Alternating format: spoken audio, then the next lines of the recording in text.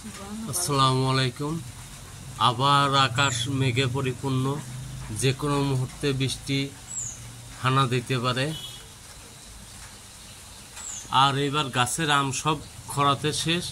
তারপর 2-4টা যা ছিল, প্রচণ্ড ঝড় হচ্ছে মাঝে মাঝে, মানে আম নেই বলতে গেলেই চলে। তারপর আমার আম্মু একটু বড় যে আমগুলা, সেই আমগুলা কেটে কেটে রেখে দিচ্ছে আমার ছোট বোনের জন্য।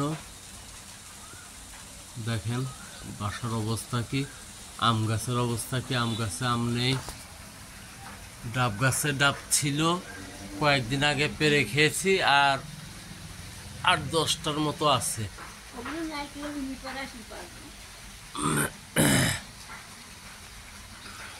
ওই যে আমাদের টিউবওয়েল, ওখানেও অনেক, ওটার পিছনে বাগান।